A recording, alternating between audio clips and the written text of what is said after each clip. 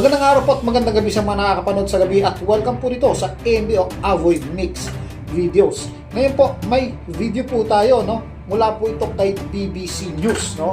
At ngayon po ay tungkol po ito sa teknolohiya kasi po ang tao ngayon ay babalik ulit sa buwan, no? So merong 4 na astronaut ngayon na muling tutungtong sa buwan. Ang rocket pong ito ay tinatawag nilang giant rocket na Artemis 2. So, para makita po natin, tunghayan po natin itong video na to, yung ilang minuto. Kung gusto niyo mapanood yung buo nito, hanapin niyo lang po yung BBC News at tingnan niyo yung pamagat na NASA rolls out Artemis 2 rocket, no? So, ayan po yung pamagat, ano? So, ito po, panoorin natin. Reports. NASA's gigantic moon rocket, the Space Launch System. On top, the Orion space capsule, which will carry the 4-strong crew. It was put together in a vast hangar called the Vehicle Assembly Building. After extensive checks, the engineers believe it's now ready to be rolled out to the launch pad. What we have done is make sure that the astronauts are trained to...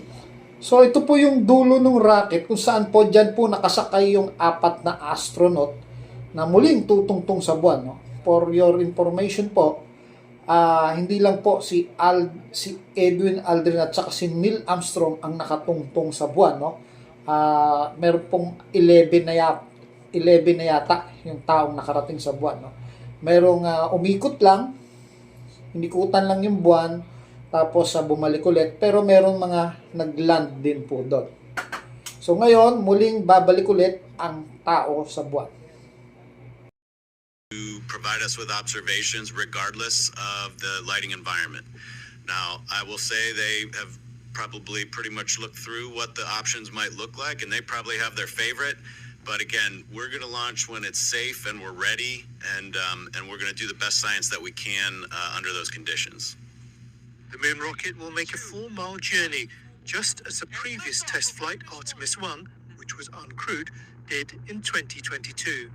So, yung maliwanag po sinabi, yung Artemis 1 po is uncrewed, no?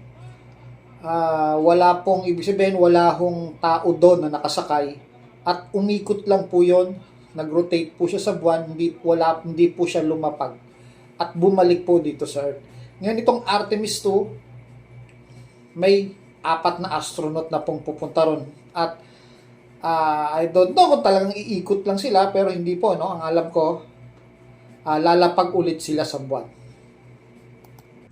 It's carried on the back of a giant vehicle called a transporter crawler, which carries its precious cargo slowly and carefully at around 1 mile an hour.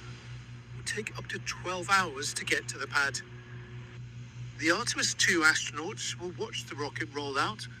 In just a few weeks, So sila po, no? Sila po yung mga astronaut na pupunta sa buwan, no? Kaya nga nakalagay is rocket for moon mission, ano? NASA roll out mega rocket for moon mission. Mukhang itong Artemis 2 ay mas malaki pa sa Apollo 11, no? Talagang mga giant rocket po ito. be inside the Orion spacecraft and lift off to the moon. NASA says the earliest the rocket can launch is the 6th of February.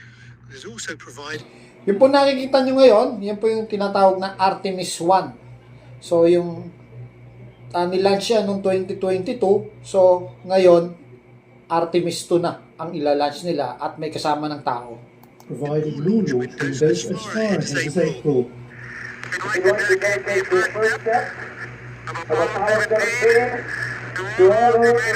This mission will land astronauts on the moon, as happened more than 50 years ago with the Apollo missions. Instead, Artemis 2 will loop around it. The test Test systems systems pave the way for astronauts on the next mission to return to the lunar surface. Ghosh, BBC News. Dr. Megan Argo is a professional. So, yun lang po, no? At parang sinabi nila na mukhang hindi yata lalapag yung tao, no? So, surface lang sila sa buwan. I don't know kung yung sinasabi nilang surface is iikot lang sila. No? Parang ganun ang pagkakaintindi ko. Or, laland talaga sila sa surface. So mas maganda kung lumand sila. Nandun na rin naman sila.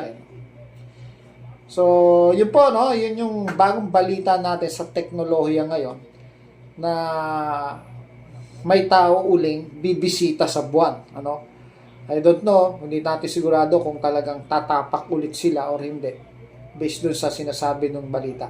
So, yun lang po, share ko lang po itong balitang ito sa inyo at yun nga, nakakatuwa naman kung magtagumpay itong mission na to at sana, siyempre, doon sa pamilya nila, kabado yan, ano? Dahil ito nga daw yung sa tinatawag nilang mission na mukhang wala ng balikan. Pero, siyempre, inaasahan natin yung kanilang kaligtasan at makabalik sila ng safety dito ulit sa Earth. So, hanggang dito na lang po. Ito po ang Avoy Mix Videos hanggang sa muli.